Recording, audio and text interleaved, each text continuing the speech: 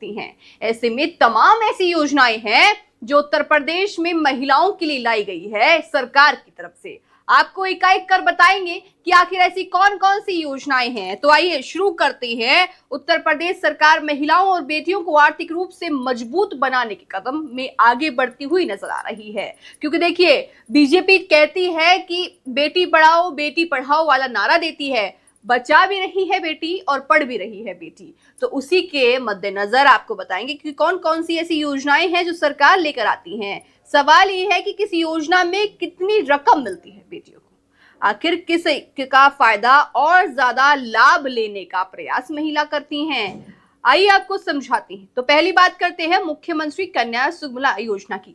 बेटियों के लिए उत्तर प्रदेश की प्रमुख योजनाओं में ये योजना शामिल है। इस योजना का उद्देश्य बेटी के जन्म को प्रोत्साहित करना और उसकी पढ़ाई के अलग अलग चरणों में आर्थिक मदद देना है। अलग अलग चरणों से मतलब आपको समझाएं कि जब बेटी पढ़ी होती है तो उसका जब आपको बताएं कि अलग अलग चरण, जैसे कि स्कूल हो, कॉलेज हो, और अगर वो दफ्तर जाती है वो चरण, और अगर उसकी शादी होती है वो चरण, तो तमाम चरणों में सरकार उसके साथ हर कदम से कदम मिलाती हुई नजर आती है। इस योजना के तहत पात्र परिवार की बेटी के कुल 25,000 तक की आर्थिक सहायता 6 चरणों में दी जा सकती है। यानी बेटी के जन्म से लेकर उसकी शिक्षा के अलग अलग स्तर तक सरकार की आर्थिक सहयोग बेटी के साथ बना रहता है।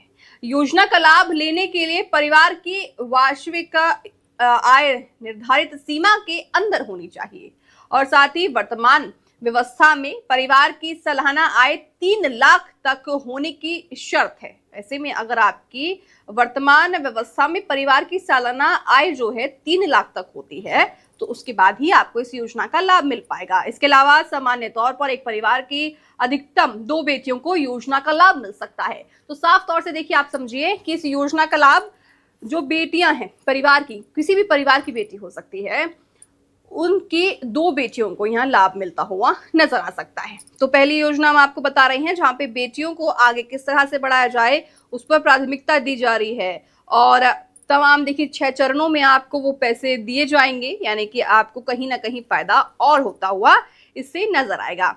साथ ही आपको बताएं योजना का लाभ लेने के लिए 3 लाख तक होने की शर्त आपको बताई हमने। उसके साथ इस योजना का सबसे बड़ा फायदा ये है कि बेटी की शिक्षा के लिए अलग अलग पड़ाव पर मिलने वाली आर्थिक सहायता परिवार पर पढ़ाई का खर्च कम करने में मदद कर सकती है।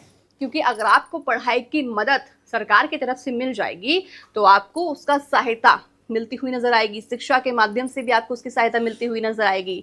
और अगर शिक्षा में ज्यादा पैसा नहीं लगेगा और जिनके पास नहीं है उनको सरकार मदद दे रही है, उनकी बेटियों को सरकार मदद दे रही है, तो उससे बेटियां पढ़ती हुई ज्यादा नजर आएगी। और अगर बेटियां पढ़ेंगी तो भारत आगे भी बढ़ता हुआ नजर आएगा।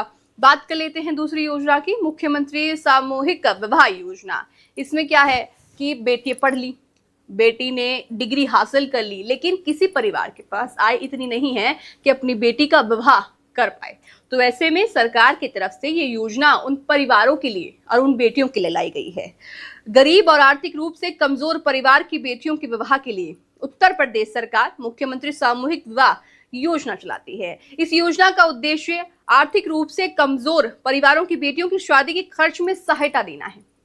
जैसे कि हमने आपको बताया कि जिनकी आर्थिक सहायता कम है उनके लिए सरकार ने कदम उठाया है, सरकार ने जिम्मा उठाया है, सरकार ने जिम्मेदारी ली है आपकी बेटियों का सामूहिक विवाह कराना। ऐसे में आपको सहायता मिलेगी, ना तो आपको पैसे ज्यादा लगेंगे और आपकी बेटी का विवाह भी हो जाएगा, क्योंकि हर माता पिता का सपना होता है कि उसकी बेटी पढ़े लिखे, उसकी बेटी कामयाब हो, अपने फ्यूचर में इतनी आगे बढ़े जितना वो चाहती है, और उसके बाद उसका एक खूबसूरत सा विवाह हो पाए और एक अच्छे घर में उसकी बेटी जा पाए। तो उसी सपने को साकार करती हुई सरकार ने ये सामूहिक विवाह योजना चलाई है। इसके उद्देश्य से सरकार आपको पैसे देगी और आपको सहायता देगी, और सामूहिक विवाह में सहायता मिलेगी तो उससे आपको क्या फायदा होगा, आपकी बेटी का विवाह होगा और आपके ऊपर भी बोझ, आर्थिक बोझ कम होता हुआ नजर आएगा।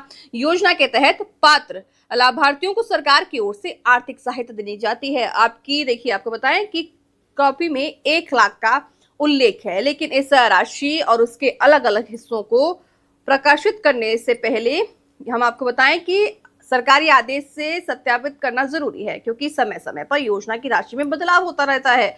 इस योजना का फायदा खास तौर पर उन परिवारों के लिए महत्वपूर्ण है जो बेटी की शादी के खर्च को लेकर आर्थिक परेशान हैं और आवेदन को और पड़ता के शर्त भी योजना के मजबूत नियमों के अनुसार है। तो ऐसे में देखिए, आप सीधा सीधा ये समझ सकते हैं कि सरकार की तरफ से आपको एक सहायता दी जा रही है। आपकी बेटी के लिए सामूहिक विवाह करा जा रहा है, उससे आपको सहायता मिलेगी आय में, क्योंकि ऐसे कई परिवार हैं जिनकी बेटियों को वो आगे बढ़ाना चाहते हैं, आगे बढ़ गई है लेकिन अब विवाह करना चाहते हैं और विवाह करने के लिए उनके पास ज्यादा पर्याप्त पैसा नहीं है। तो ऐसे में सरकार उनकी मदद कर रही है, क्योंकि हमारे भारतवर्ष में, पूरे भारतवर्ष में माँ बाप का एकमात्र भी ये बहुत खूबसूरत सपना होता है कि अपनी बेटी का विवाह अच्छे से कर पाए, अपनी बेटी को एक अच्छे घर में भेजा पाए और अपने जिस घर में भेजते हैं उस घर में वो बेटी खुश रह पाए। लेकिन उससे पहले क्या आता है कि आर्थिक सहायता आपकी, और ऐसे घर काफी हैं जहाँ पे 2 से 3 बेटियां भी हैं। तो उन माता पिता की क्षमता को मद्देनजर रखते हुए ऐसे में सरकार ने ये योजना लाई है। तो सामूहिक विवाह के माध्यम से आपको सरकार मदद देना चाहती है। बात कर ली हमने 2 योजनाओं की, अब बात कर लेते हैं तीसरी योजना की, मुख्यमंत्री बाल सेवा योजना। अब ये क्या है आपको बताते हैं। ऐसे बच्चे जिन्होंने अपने माता पिता को खो दिया है और उन्हें विशेष संरक्षण और आर्थिक सहायता की जरूरत है। ऐसे बहुत बच्चे हैं जिनके पास उनके माता पिता नहीं है, उनको लाड़ प्यार की ज़रूरत है, उनको आर्थिक मदद की ज़रूरत है, उनको खर्च की ज़रूरत है। तो उनके लिए भी सरकार की तरफ से ये योजना लाई गई है और आर्थिक सहायता की ज़रूरत उनको है, उनके लिए मुख्यमंत्री बाल सेवा योजना महत्वपूर्ण योजना है। इसके मद्देनजर सरकार कहीं ना कहीं आपका संरक्षण करेगी और उन बच्चों का संरक्षण करेगी जिनके सर पर माता पिता का हाथ नहीं है, उनके लिए बहुत महत्वपूर्ण है। इस आपको बताएं कि इस योजना के तहत पात्र बच्चों की शिक्षा, पालन पोषण और देखभाल में सरकार सहायता दे सकती है। तो ऐसे में बड़ी खबर उनके लिए है कि जिनके माता पिता नहीं है, जिनके सर पर उनके माता पिता का साया नहीं है, उनके लिए सरकार की तरफ से ये बाल सेवा योजना है, मुख्यमंत्री बाल सेवा योजना उनके लिए है। यानी कि कहीं ना कहीं पालन पोषण जो है सरकार करेगी और उनकी मदद भी सरकार करती हुई नजर आएगी उन बच्चों की जिनके पास माता पिता नहीं है।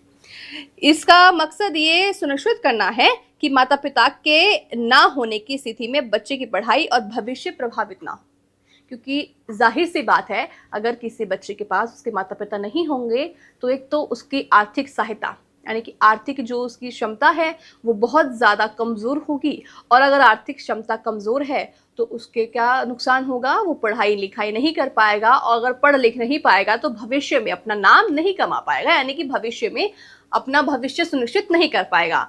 तो उसी के मद्देनजर सरकार की योजना है और योजना का उद्देश्य यही है कि जिन बच्चों के माता पिता नहीं हैं उनके लिए सुरक्षित स्थान दिया जाए, उनको पालन पोषण उनका किया जाए, उनको अच्छी शिक्षा मिल सके, उनको अच्छा खान पान मिल सके, उनको अच्छा पहरावा मिल सके। तो उसके लिए सरकार की योजना है। बात कर लेते हैं चौथी योजना की, रानी लक्ष्मीबाई स्कूटी योजना। अब आप कहेंगे कि ये क्या है, और कुछ लोगों को पहले से पता भी होगी कि योजना क्या है, लेकिन जिनको नहीं पता है उनको मैं बता दूं कि उत्तर प्रदेश में छात्राओं को उच्च शिक्षा के लिए प्रोत्साहित करने के उद्देश्य से रानी लक्ष्मीबाई स्कूटी योजना है। आप इसके नाम से ही कुछ लोग समझ गए होंगे कि इसका उद्देश्य क्या है, फिर भी आपको बता देते हैं कि इस योजना की घोषणा की गई है। इसका उद्देश्य ये है कि मेधावी छात्रों को कॉलेज और उच्च शिक्षा स्थानों तक आने जाने में सुविधा देने और उन्हें आत्मनिर्भर बनाने में एक कदम है। ऐसे काफी बच्चे हैं जिनको अगर कॉलेज जाना है और स्कूल जाना है तो उनके पास पर्याप्त साधन नहीं है कि वो स्कूल जा पाए। तो उनके मद्देनजर ये योजना लाई गई है। योजना के तहत पात्र छात्राओं को स्कूटी उपलब्ध कराने का प्रावधान है। इससे खास तौर पर उन छात्रों को फायदा हो सकता है जिन्हें उच्च शिक्षा के लिए घर से दूर कॉलेज जाना पड़ता है।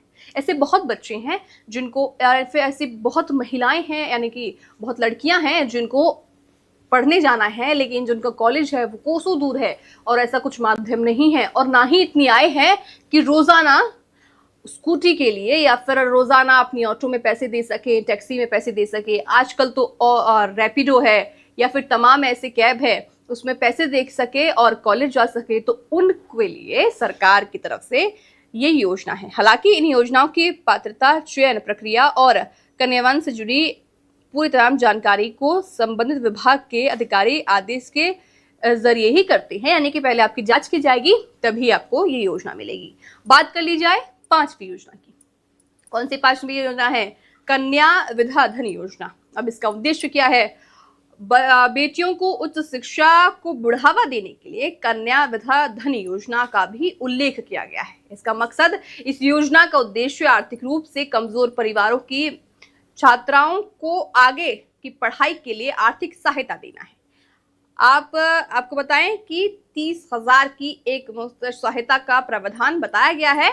इसमें आय सीमा और चयन के नियम भी लागू हो सकते हैं। इस तरह की सहायता से छात्रों को कॉलेज में दाखिल लेने, किताबें खरीदने और फीस और पढ़ाई से जुड़े दूसरे खर्चों में मदद मिलेगी। देखिए, अगर आप स्कूल कॉलेज में पढ़ते हैं और आप ये समझ सकते हैं कि हर साल स्कूल कॉलेजों में किताबों में पढ़ाई लगाने के पैसे लगते हैं और यूनिफॉर्म में पैसे लगते हैं, तो इन तमाम चीज़ों के मद्देनज़र ये योजना है। बात कर ली जाए छठी योजना की, माफ कीजिएगा, मृदव शिशु एवं बालिका मदद योजना। इसका उद्देश्य शारीरिक और आर्थिक रूप से कमजोर परिवारों के लिए मृदव शिशु एवं बालिका मदद योजना का उद्देश्य ये है कि महिला नवजात बच्चे के लिए आर्थिक सहायता उपलब्ध कराना है।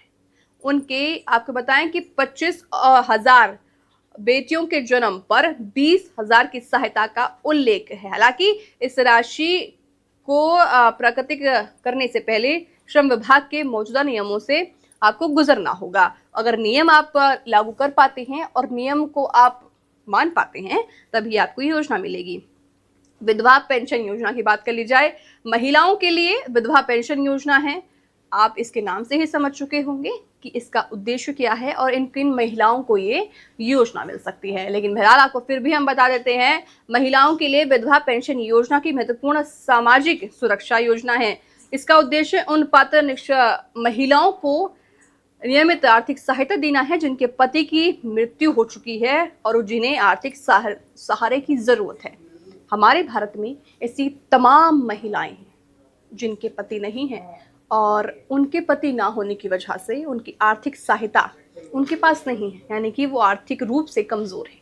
तो उनके लिए ये विधवा पेंशन योजना उत्तर प्रदेश में है। ऐसे में जिनके पति नहीं हैं तो उनको किसी भी तरह की समस्या ना हो पैसे की, उसके लिए यहाँ पे ये योजना लाई गई है। और उन महिलाओं के लिए है जो अपने जीवन में आगे बढ़ना चाहती हैं और साथ ही अपने बच्चों को आगे बढ़ाना चाहती हैं, उनकी पढ़ाई लिखाई करना चाहती हैं, लेकिन उनके पास आर्थिक सहायता नहीं है। उसके मद्देनज़र ये है। और साथ ही आपको बताएं कि हर महीने मिलने वाली पेंशन भले ही बहुत बड़ी रकम ना हो, लेकिन आर्थिक रूप से कमज़ोर महिला के लिए रोज़मर्रा के खर्च में महत्वपूर्ण सहारा इस योजना का लाभ हो सकता है। आखिर इन योजनाओं से कितना फायदा मिलेगा? हमने समझा कि कौन कौन सी योजनाएं हैं।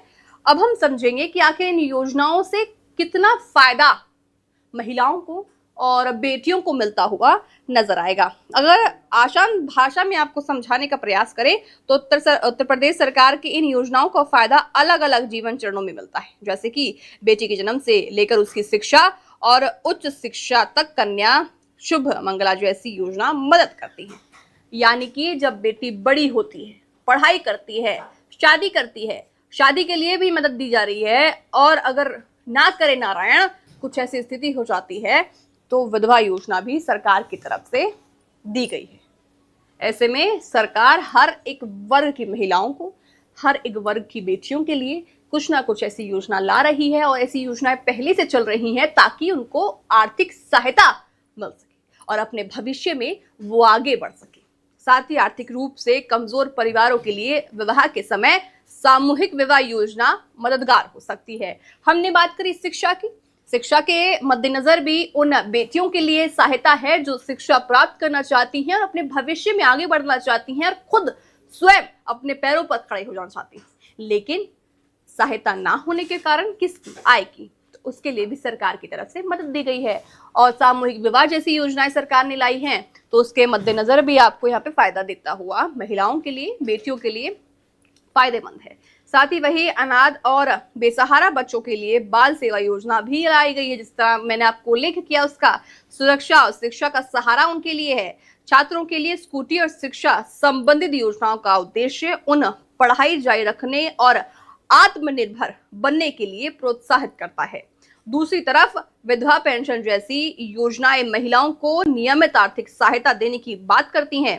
इसलिए किसी भी योजना की बात करें, जिनकी योजनाओं की मैंने आपको बात बताई है, वो तमाम ऐसी योजनाएं हैं उत्तर प्रदेश में जिसकी सहायता आपको मिल ही रही है। और ऐसे में इसलिए भी इस योजना का लाभ लेने से पहले अपनी पात्रता, आय सीमा, दस्तावेज और वर्तमान सहायता राशि की जानकारी आधिकारिक सरकारी पोर्टल या संबंधित विभाग से जरूर जांच करें, क्योंकि ऐसे भी परिवार हैं भारत में जिनके पास आय है। ऐसे भी आप भी जानते हैं, मैं भी जानती हूँ, हम सब जानते हैं कि जिनके पास आर्थिक सहायता है, यानी कि उनके पास पर्याप्त पैसे हैं, लेकिन फिर भी चंद लालच की वजह से वो उन योजनाओं का लाभ लेने का प्रयास करते हैं जिन योजनाओं का दूसरे लोगों को मिलनी चाहिए, जो योजनाएं वो खुद लेती हैं। तो इसलिए यहाँ सरकार ने जरूरत जो दस्तावेज हैं उनकी बात रखी है। आप उन दस्तावेजों को दे दिए, सरकारी पोर्टल पर आप अपने भर्ती कीजिए और तमाम जो डॉक्यूमेंट्स मांगे जा रहे हैं उनको आप दे दीजिए। तो उसके बाद आपको इसकी सहायता मिलती हुई नजर आएगी और कुछ लोगों को इसकी सहायता मिल भी रही है। योजनाओं की रकम और नियम समय के बाद बदल सकते हैं। कुल मिलाकर इन योजनाओं का मकसद सिर्फ पैसा देना नहीं है। सरकार की इन योजनाओं के जरिए बेटियों की शिक्षा, महिलाओं की आर्थिक सुरक्षा, गरीब परिवारों पर आर्थिक बोझ कम करने और बेटियों को आगे बढ़ने का अवसर देने की कोशिश सरकार की तरफ से हो रही है। तो कुल मिलाकर देखा जाए तो सरकार पूरा प्रयास कर रही है कि आपकी उम्र के साथ साथ कदम से कदम मिलाकर चला जा सके। अब मैंने उम्र क्यों कहा? उम्र इसलिए कहा क्योंकि अगर आप पढ़ाई करते हैं तो आपके लिए सहायता है। अगर आप कॉलेज आपका दूर है, स्कूल आपका दूर है, उसके लिए आपको स्कूटी सहायता है। और साथ ही विधवा के लिए भी यहाँ पे योजनाएं लाई गई हैं। उन बच्चों के लिए भी यहाँ पे योजनाएं हैं जिनके माता पिता नहीं हैं, जिनको भविष्य में आगे बढ़ना है, जिनको पढ़ाई करनी है, लिखाई करनी है और पढ़ाई लिखाई करके एक ऐसे मुकाम पर पहुंचना है जिनका वो ख्वाब, जिनका वो सपना सालों से देखते रहे हैं। तो ऐसी योजनाओं के साथ कदम से कदम मिलाकर आप भारत में चल सकते हैं और अपनी सहायता सरकार से ले सकते हैं। तो सरकार पूरे प्रयास कर रही है आपको आगे बढ़ाने का। और अगर बात कर ली जाए बेटी पढ़ाओ और बेटी बचाओ की, तो उसके मद्देनजर भी सरकार पूरा प्रयास कर रही है कि बेटियों को पढ़ाया जाए और बेटियों के साथ आधुनिक भारत में कदम से कदम मिलाकर चलाया जाए। ऐसे में खास बात यह है कि आप अगर इन योजनाओं का लाभ उठा रहे हैं, जो उठाते हैं उनके लिए बहुत शुभ है, लेकिन अगर जो नहीं उठा रहे हैं और अगर हमारी इन बातों को सुन के आप चाहते हैं कि हम इन योजनाओं का लाभ उठाएं, तो सबसे पहले आप बड़ा सरल काम करेंगे। क्या करेंगे? आप गूगल पर जाएंगे, इन तमाम योजनाओं को सर्च करेंगे, फिर उसके बाद आप सरकारी वेबसाइट खोलेंगे। उसके तो तमाम वेबसाइट की डॉक्यूमेंट्स है, उनको अगर आपके पास है तो बहुत अच्छा है। उन डॉक्यूमेंट्स का आप वहां पे उन डॉक्यूमेंट्स को दे दीजिए सरकारी पोर्टल पर और इन तमाम योजनाओं का आप लाभ उठाइए। और जिनको नहीं पता है आप उनकी मदद ले सकते हैं, जिनको आपको लगता है कि उनको इसकी जानकारी होगी, क्योंकि हर गरीब परिवार में एक ऐसा व्यक्ति होता है जिसको तमाम जानकारियां होती हैं।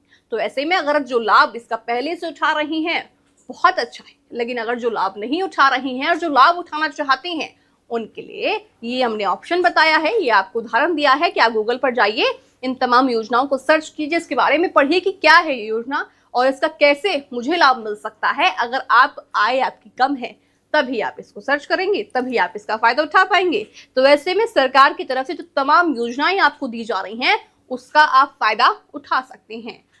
और साथ ही अगर आपको गूगल पर सर्च करने के बाद भी नहीं जानकारी मिल पाती है तो आजकल बेहतरीन उपाय क्या है, यूट्यूब पर जाइए, इन योजनाओं को सर्च कीजिए और उसकी वीडियो जो आती है डिटेल्स वाली, एक्सप्लेनर वाली, उसको खोल लीजिए और उसके बाद जानकारी प्राप्त कीजिए। तो कुल मिलाकर आपको जानकारी मिल सकती है इन तमाम योजनाओं की। इन तमाम योजनाओं के मद्देनजर आप भविष्य में आगे बढ़ सकते हैं।